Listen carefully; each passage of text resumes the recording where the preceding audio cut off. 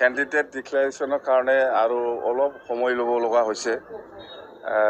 হ'ব কেণ্ডিডেটটো আজিৰ ভিতৰত হ'ব লাগে, ৰাতিৰ ভিতৰত হ'ব লাগে। যদি হয় আপোনালোকে গম পাব, চিন্তা নাই। নাই এনেকুৱা মানাছ বা কিবা বুলি স্পেচিফিক মই নকম। মুঠতে আহিব লাগে, নতুন মুখ আহিব লাগে। মানাছ বুলি নহয়, গোটেই সমষ্টিটো মই চাই আছোঁ। আমি PMB আলোচনা কৰিছে আৰু অলপ কনচালটেশ্যনৰ অলপ বাকী আছে, সেইকাৰণে 1-2 ঘণ্টা লেট হ'ব পাৰে। আমাৰতো NDA 126টা, NDA হিচাপে 126টা। 11টা কৈ থাকে আপোনালোকে। অন্য দলৰ কোনোবা MCLA বা কোনোবা কৰ্মী বিধায়ক এইটোতো যোগাযোগ থাকে, কৰিছে, নকৰা নহয়। আমি চিন্তা কৰি আছো যেন হওক। সব দলত থাকে এইবিলাক।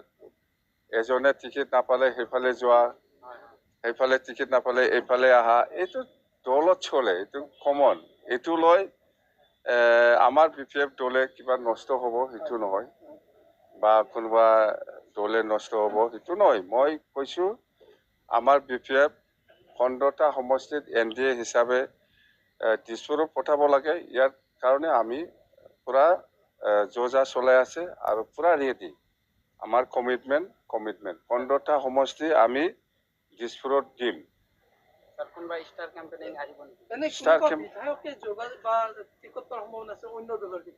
নাই অন্য দলৰ আমাৰ BPF দলৰ পৰাই টিকেট পাব।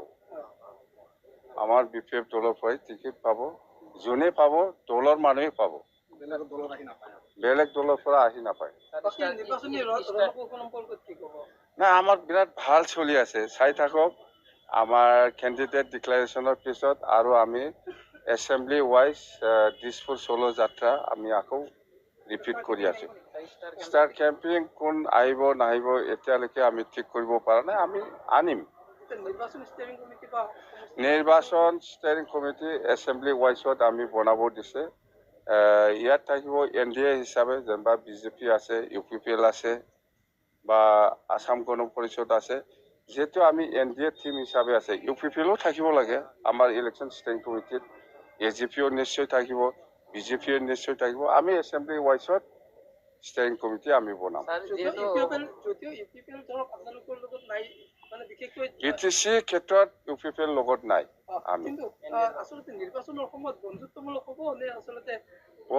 এনেকুৱা নহয়, বন্ধুত্বমূলক মানে আমাৰ এলায়েন্স হিচাপে AGPয়ে কিমান চিট ল'ব পাৰিছে, ইয়াত আমি BPFে কিমান চিট ল'ব পাৰিছে, ইয়াৰ ওপৰত নিৰ্ভৰ কৰিব। নাই, হেলিকপ্টাৰটো আছে, এতিয়াও আছে। আমি হেলিকপ্টাৰ দি ঘূৰিম। এখনে চাফিচিয়েণ্ট আমাৰ।